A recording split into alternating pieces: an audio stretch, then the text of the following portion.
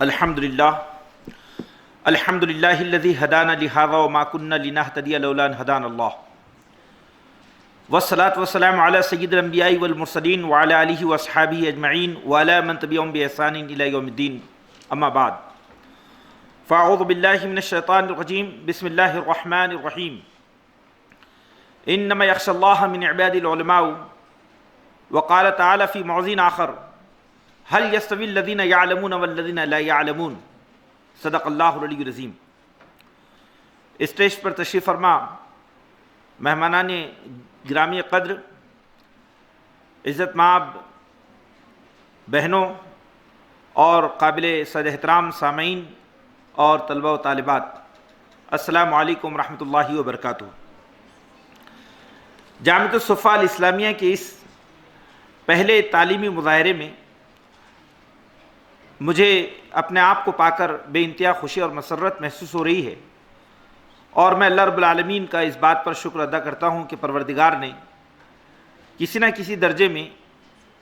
ہماری ان کوششوں میں برکت اور اپنی اعانت شامل فرمائیں، اور اس طرح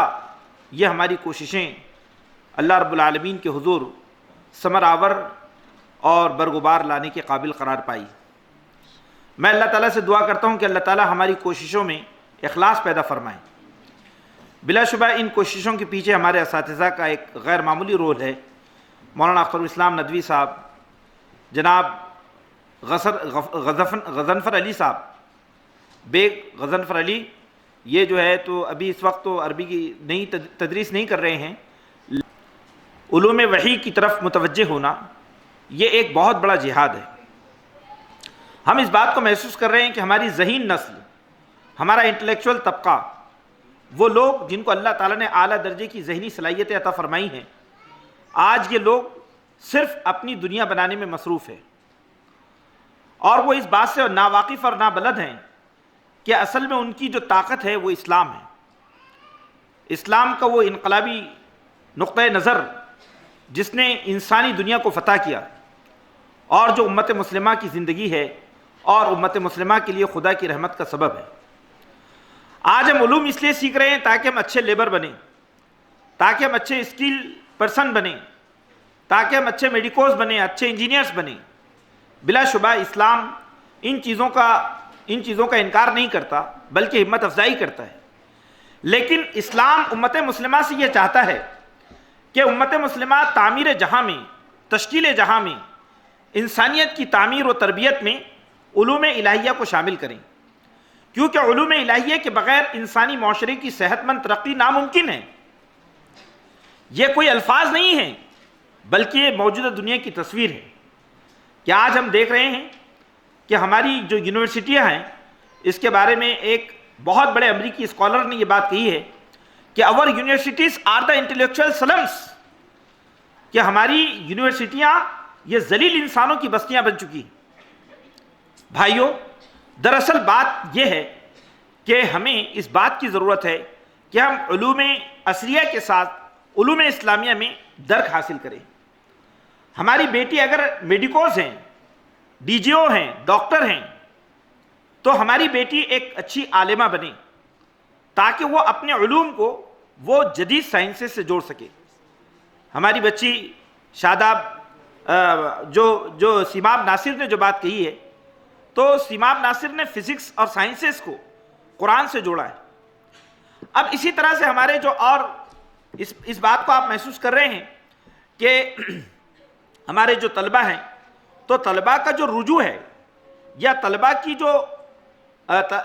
کے اندر جو اسلامی علوم یا دیگر علوم کے تئیں ان کا جو مطلب، آج یہ میں ان کی بات نہیں کر رہا ہوں جو ایڈمیشن لیے ہیں، بلکہ ہمارے طلبہ کے اندر ایک غیر سنجیدگی محسوس ہوتی ہے، اور یہ ہمارے معاشرے کا یہ فیلئر ہے۔ یہ میں کوئی معمولی بات نہیں پیش کر رہا ہوں، یہ بہت بڑی بات ہے کہ آج ہمیں سنجیدگی سے اس بات کو سوچنے کی ضرورت ہے کہ اللہ تعالیٰ نے جن لوگوں کو معاشرے میں قوامیت کے مقام پر فائز کیا، اللہ تعالیٰ نے جن لوگوں کے ذریعے سے دنیا انسانیت کو قیادت عطا فرمائی،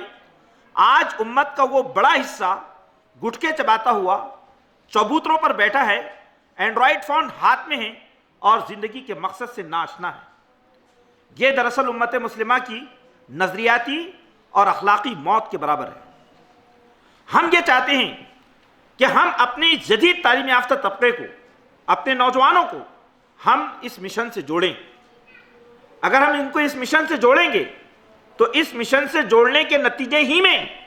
ہم اس سماج کو استحکام عطا کریں گے، ورنہ ہمارا سماج کسی صورت میں مستحکم نہیں ہو سکتا۔ ابھی جو حالات چل رہے ہیں یہ حالات آپ کو خود بتائیں گے کہ آئندہ 10 سالوں کے بعد میں ہمارا معاشرہ کس مقام پر پہنچے گا، کیونکہ جب انسان ذلت میں گرتا ہے تو قرآن یہ کہتا ہے کہ ذلت میں گرنے کا کوئی ایک پیمانہ نہیں ہے، بلکہ ذلت میں گرنے کا عمل اتنا گہرا ہوتا ہے کہ ذلت کو ناپنے کے کوئی پیمانے نہیں ہیں۔ قرآن نے کہا کہ لَقَدْ خَلَقْنَا الْإِنسَانَ فِي أَحْسَنِ تَقْوِيمٍ ثُمَّ رَدَدْنَاهُ أَسْفَلَ سَافِلِينَ، بے شک ہم نے انسان کو احسن تقویم پر پیدا کیا، پھر ہم نے اسے نچلوں سے نیچ بنا دیا۔ کہ ان کی اسفل سافلین کی جو آیت ہے، جو لوگ عربی زبان سے واقف ہیں تو سافل اور اسفل کا لفظ قرآن نے استعمال کیا، یعنی ان کے گرنے کا عمل جاری رہے گا، کبھی ختم نہیں ہوگا، یہاں تک کہ اگر وہ علوم وحی سے واقف نہ ہو تو یہ پستی ان کو خدا کے عذاب کا شکار بنا دے گی۔ ہم اس بات کو سمجھتے ہیں کہ آج جدید تعلیم یافتہ طبقے کو یا جدید تعلیمی دنیا کو ہمیں اسلام کی برکات سے، اسلام کی رحمتوں سے، اسلام کے نظام زندگی سے پورے استدلال کے ساتھ، پورے استدلالی قوت کے ساتھ میدان میں اترنا ہے اور ان کو انہی کی زبان میں اسلام پیش کرنا ہے۔ یہ دیکھیے میں آپ کے سامنے جو بات عرض کر رہا ہوں اس پر ہماری پوری تاریخ گواہ ہے۔ اگر آپ اسلام کی تجدید کی تاریخ پڑھیں گے، اسلام کے ریوائول کی تاریخ پڑھیں گے تو اس بات کو محسوس کریں گے کہ 1400 سالوں میں، 14 صدیوں میں اگر آپ تاریخ کے ہر موڑ کا مطالعہ کیجئے، امت مسلمہ نے ہر زمانے کے فلسفے اور ہر زمانے کے جتنے نظریات تھے ان کے مقابلے کے لیے بڑے علماء کو پیدا کیا، جن علماء نے ان فلسفوں کو ختم کیا اور اسلامی نظریات کی اس کی جو ہے بالادستی کو ثابت کیا۔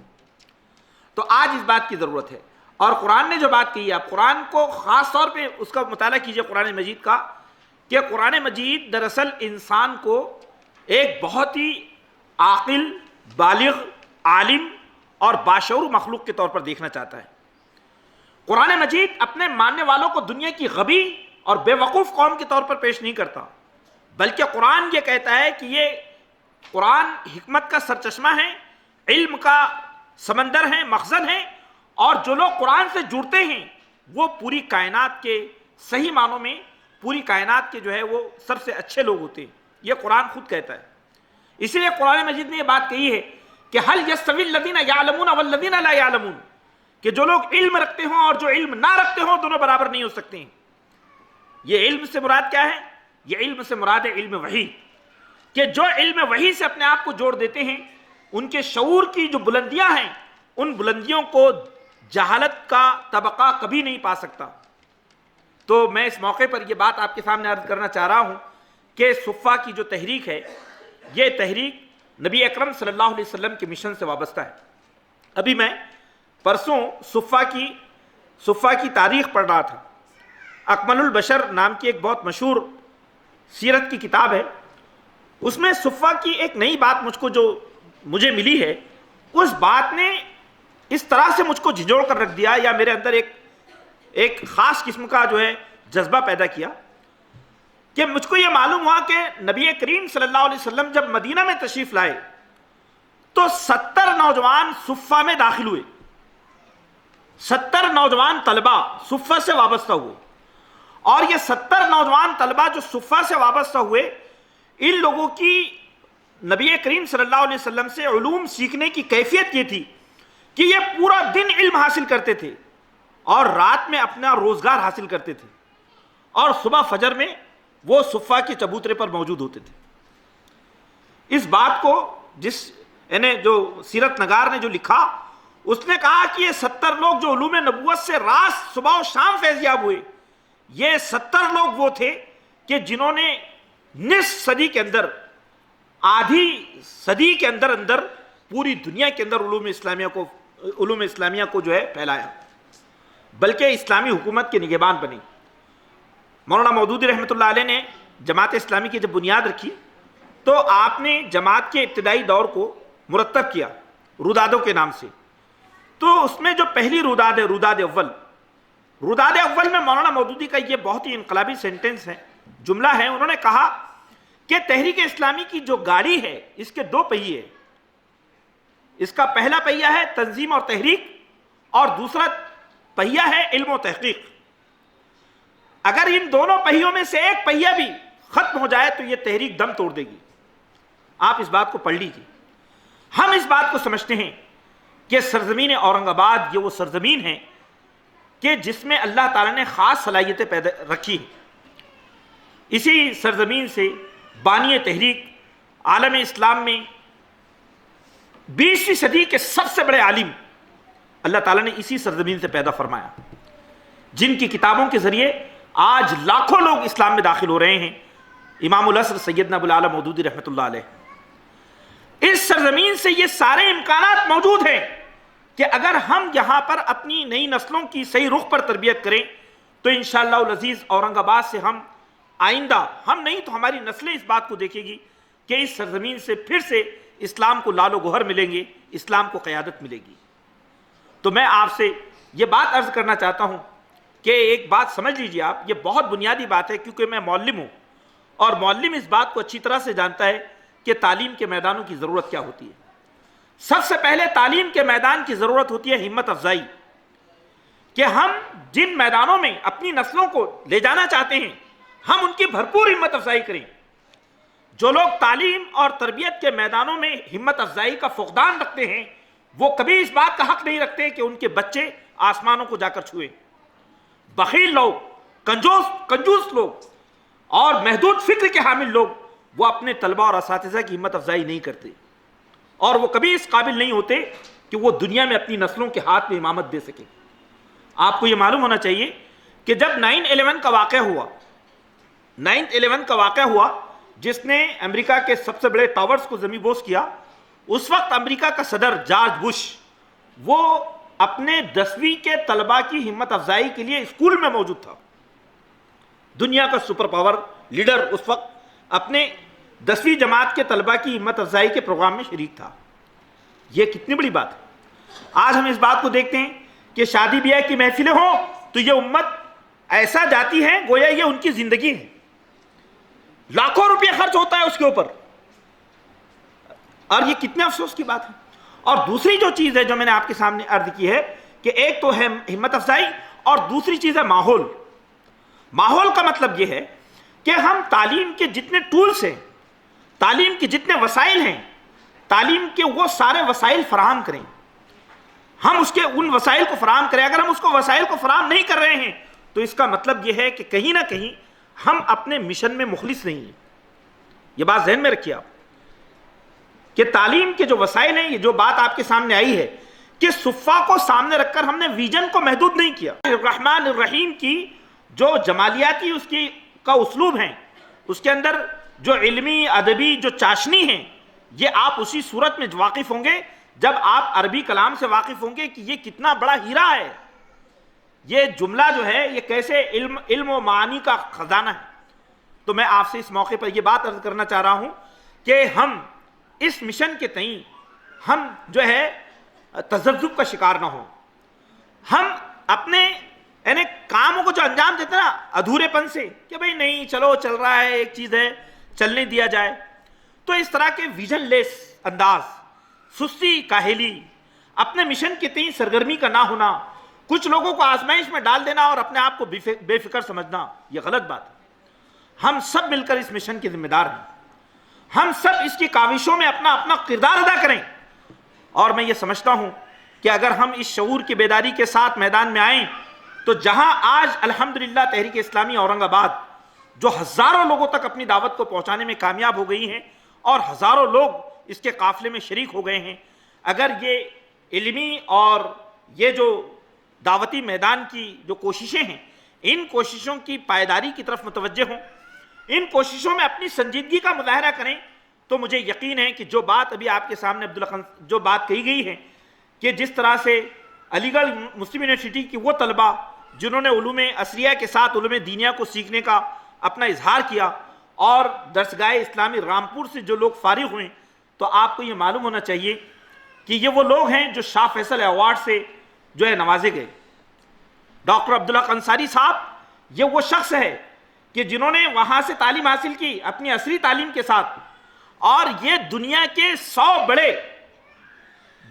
100 بڑے ماہرین سماجیات، ایکسپرٹس ان سوشولوجی میں ایک ہے، ون آف دیم 100۔ امریکہ کا جو ریکارڈ ہے کہ دنیا کے عظیم جو ہے اسکالرز جنہوں نے سماجیات میں اپنا غیر معمولی کردار ادا کیا ہے سماجی علوم میں، ان میں سے ایک جو ہے وہ ہمارے درسگاہ اسلامی رامپور کا فارغ طالب علم ہے۔ ڈاکٹر عبدالحق انصاری صاحب، ڈاکٹر نجات اللہ صدیقی صاحب، جن کا نام ابھی آپ کے سامنے پیش کیا گیا، یہ شخص بھی اسی طرح کے اسکول سے فارغ ہیں، اور اس شخص نے معاشیات کے میدان میں وہ اسلام کی گراں قدر خدمات انجام دی ہیں کہ